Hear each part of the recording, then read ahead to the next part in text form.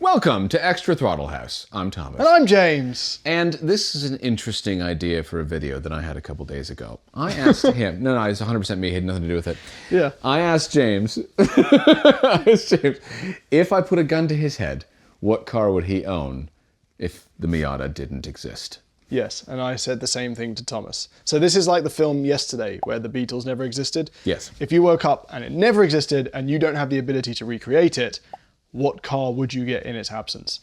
And we set some rules. Yes. It has to be within $10,000 US Of our current sports car. So what's your current sports car is what? Is my Alpha Spider. That's what I've kind of decided is my... Because I realize in terms of what I use a sports car for, I take that car out, I drive it for fun. I enjoy how light it is, that it has a manual transmission, that it's like revvy. I mean, oh, speaking of which, sidebar.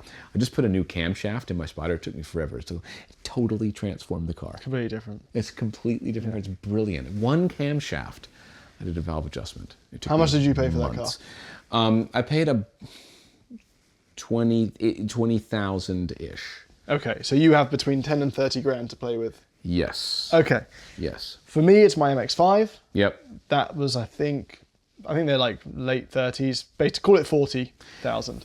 So I was between 30 and 50,000. I want you guys to know how James did not. He didn't understand. He didn't know. I asked him, like, what if it didn't exist? He's like, but it does exist, and I like the Miata.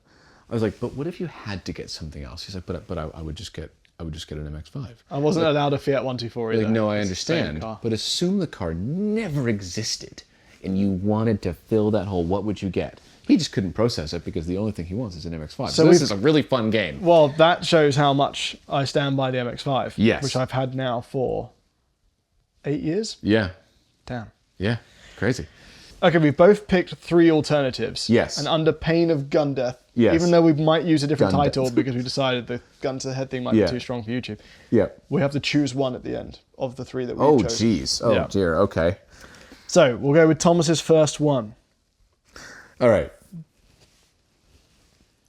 I would choose a late 90s Z4 M Roadster. How much are they? They range very widely depending on state condition and, you know, the mileage and all that, right?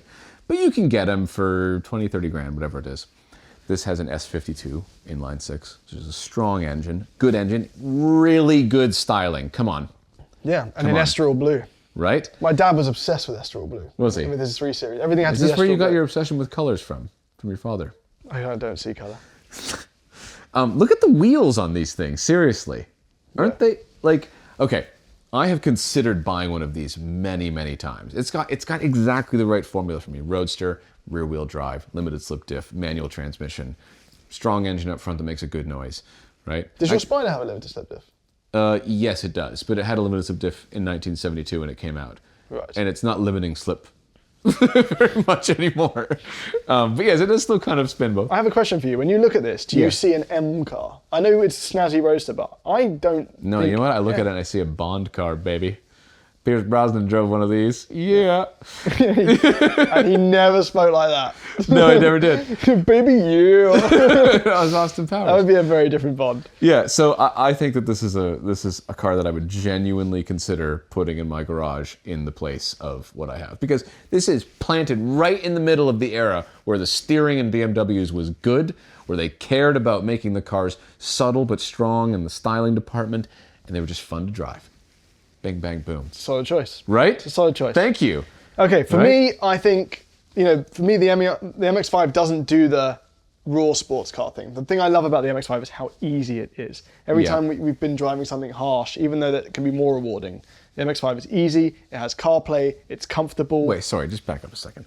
The things that you like about your sports car is that it's easy, comfortable, and has CarPlay? I'm saying the things, it does all the sports car stuff, and it happens to have all that stuff. So this isn't like a, all right, I'm going to do a Caterham then, because the goal is not harshest.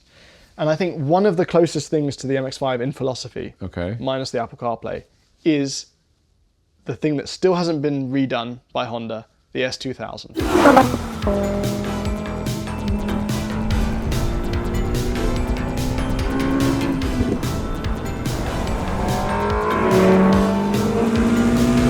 And I have a problem with S2000 prices because I think they're still a bit too high. So They are. Even ratty ones are like mid-20s US. It's Yeah. like, at that point, I'd get an ND, but it doesn't exist. See, that's how the game works. That's how the game works, yeah. I'd get an S2000. Yeah. I don't know whether I'd go first or second generation because the AP1 has the 9,000 RPM. Yes. But the second generation apparently improved on a lot of stuff. We drove the CR, the Club Racer one. Of the AP2. The one I got a tattoo of.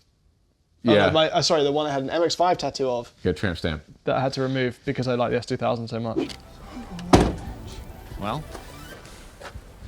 What am I supposed to do with this now? Yes, the S2000 is a really good car, but it falls down in 2 categories for me. Steering feel Steering, and driving position. driving position. Yeah, we're too high. Yeah.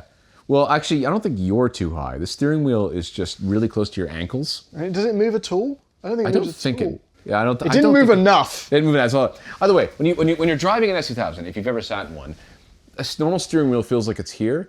The S2000 steering wheel feels like it's here. Yeah. It's a weird choice. I don't really know why. Anyway. But great shifter, great engine, classic. Shifter's one of the best, yeah, isn't it? classic looks. Might be a better shifter than an MX-5. Not possible. Not possible. Different. It's different. I think it's better. It's a different vibe. It's better. Different vibe. There's a more interesting engine than the MX-5. That's not true. Why don't you own an S2000? I feel like this is the car for you. Because I really have a thing about steering position. I see. Okay, it's just too. No, I think the MX-5 is more car. It doesn't exist. You can't do that. You can't do that. It doesn't exist in this world. Yeah. MX-5. What is this MX-5 you speak of? Right, of course. All right. No, listen, that's a good choice. I think that fits right in your garage. I can 100% see you in that. All right, Thomas's second choice Is a 986 Porsche Boxster. You can actually get these for real cheap, because actually, you know what? I don't know why. Why are they so cheap? Why are they so cheap? because Richard Hammond called it a girl's car, and then from there on it was just Well, like. then he's stupid and he ruined it for everybody, because it is a proper sports car. This actually has so much going for it when you think about it. Yeah, it does. Ignore the runny egg headlights, okay? Because they are hideous. I'll give you that. Compared to my Spider, which doesn't exist in this universe, it's just looks like a turd. But it is mid-engined, okay? Manual transmission. So it's got a flat 6. They sound so nice. And it's got really good steering. And it's light, right? It's just a fun little roadster. Yeah, it's a good choice, the Boxster. It's a good choice, and it's still an unsung hero, and a really great access point if you're looking for a Porsche.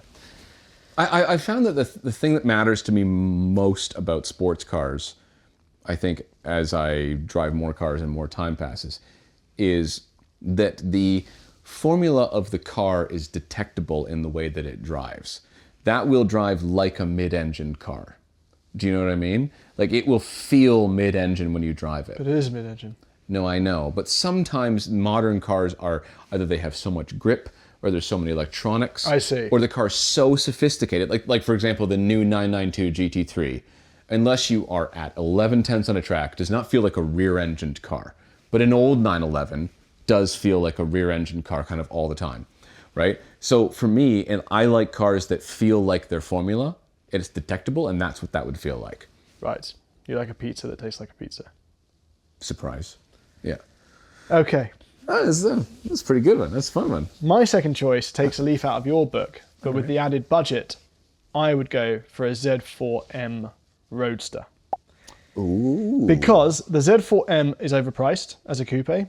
The Roadster, for some reason, is quite a bit cheaper, and you still have an S54 straight 6. No, this is a good car. And they went hydraulic steering on it, which normally a blanket statement would feel better and more engaging, but I actually preferred the steering on the electronic rack of the non-M of that generation that we tried. You know what? You're right. But that is so weird. It's 100%.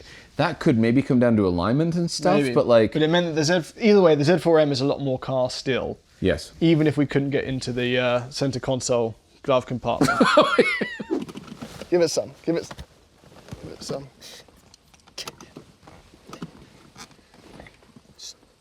Talk amongst yourselves.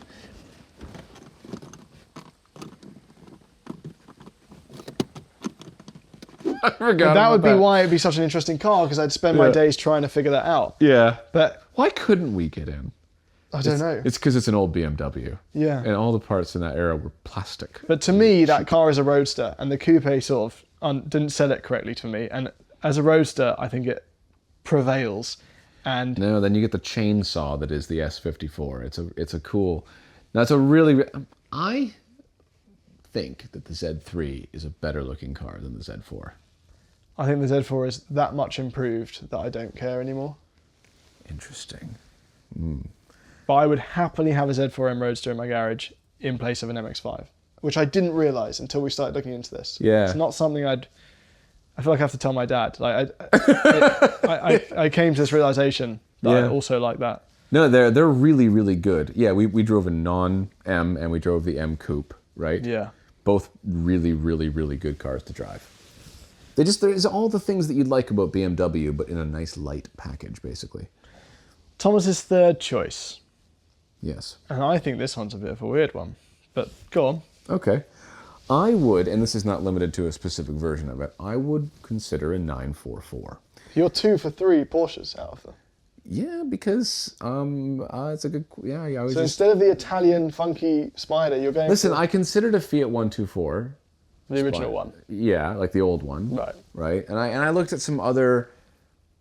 I don't know. I like a classic, but these are cars that I have genuinely considered putting in my garage multiple times over many years, and a 944 is one of those for one particular reason. It's a transaxle, okay? And remember how I was just talking about, I like when cars feel their formula. Yes. The 944 is a front-engined transmission at the back car. And the first time I drove one of these was years and years and years ago when I was looking to buy my first E46. Interesting. And I test drove one of these because it was roughly the same price. If you'd have got this, we'd never have met. Isn't that crazy, right? I love that you just bought that. I just like. Wait, what? Why is that true? I don't know. It's not true. No, it might be. I just thought I'd throw that out there. No, it's true because I bought my E46 and I started a YouTube channel. Maybe I wouldn't have started the same type of YouTube channel with this. Well, you would have done, but the 7 people that are into 944s Yeah, exactly. wouldn't have provided never enough got any juice to views. carry on. Yeah. So that's what you said made sense in my head. Anyway, so I test drove one of these and it was roughly the same price. It was $5,000 Canadian, and I remember so distinctly driving this car quickly around a corner and feeling that, they call it the polar moment of inertia, where you felt the car rotate just because of where the weight distribution was. And like, I felt, like I saw math and stars and words that I've been reading for decades just all flutter into clear focus. And I understood how the change in a weight distribution of a car and its design can affect the way that it feels. So why didn't you get it? Because I was terrified of it. I looked up the price of parts. I talked on forums, like reliability, and the the E46 was the lesser of two evils when it came to keeping a car running on the budget of a not quite yet a teacher. I see. Right? I can't shake the 16 candles car. This is the 16 candles car. The boom box. I don't care about that. You've never liked the styling of these. No, it doesn't do anything for me. Because that's a terrible angle. Look at them from the side. Look at them from the side. It looks Look at the okay. thing, but with the glass and the comes It back. looks like an overweight RX-7. I take offense to that. It's fine. No, listen, I think that these are really cool cars. And if you get a really clean one, which you can for that much money, I'm not sure I would do the turbo, actually. If this is a turbo, right? I think I would just do there's a 944S. Oh, I think that might have had a diff in it. That's probably what I would do. I'd keep it naturally aspirated, keep it simple. There's a 3-litre inline 4. Yeah, yes. And there's lots of engines. There's a lot of 944s, and there's also a 928, which you want a V8. It's a bit bigger. And none of those cars do anything for me. You haven't driven one. I even saw that there was a 928 Resto mod that came out, and like any Resto mod just makes me go, 6 to midnight. And that one was just, it's still nothing. So interesting. Don't know. No, I like these because they're simple, they're affordable. The 944 to me has always been like a kind of a sports car of the people. Do you know what I mean? It's like one that is not unattainable, and it just represents somebody just wanted us. That's what I like about those other cars as well. Is that they're a car you can just put in your garage. They don't cost that much money. Yeah. Well, in a minute we're going to ask you to choose only one. Oh, we'll God. But my last choice is the Lotus Elise.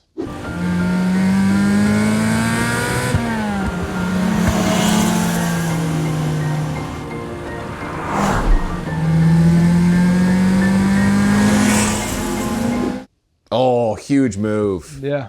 Huge move. Because I realized, my other two choices were front-engined, fun cars. You've whatever. almost actually bought an Elise multiple times. I've looked at Elise. I did get stuck on an auction with a supercharged Elise once that got way out of hand. You did. And I ended up bidding against Lotus Vancouver. Yeah. I forgot about that. On a no reserve. Yeah. And it went so high and I went way beyond my comfort zone, and somehow, once we were done fighting, 2 other people came in and took it further. Took it to like 80-something thousand, which is insane. No, they're overpriced. They are overpriced. They're overpriced. But within my budget, I could just squeeze a well mileaged one. The steering's amazing. The chassis is steering's amazing. not amazing. The steering is the steering with which all other steering is compared. It's that good. The shifter's average. It is average, yeah. But as a car, it's the only one of my lists that I've actually gone to the classifieds or the auctions multiple times to look at as replacing the MX-5. This is in a world when an MX-5 exists. Yes, yeah, it's actually the only car he's considered genuinely replacing the MX-5. So if I'm being true to myself, yeah, that's of my 3. That's also the one that I would have to choose because it's the only one I've almost bought multiple times. Z3. Z3M? Yeah, because despite everything that I go on and on about, all that matters is the steering feel and the balance and can it drift. The way a car looks really does matter. I love that I'm basic bitch. I'm a basic bitch. And the Boxster is not a good looking vehicle. And I think the Boxster is inoffensive. I like the 944, but I think that the Z3M is a really, really good looking roadster. I think it's a really cool looking car, especially with the OEM wheels. And I know that it drives well. And it's familiarity to me. Also, bond connection doesn't hurt it, just saying. I don't know, that's what I would do. I think genuinely I would consider replacing the Spider with one of those. I wouldn't change the MX-5 for shit.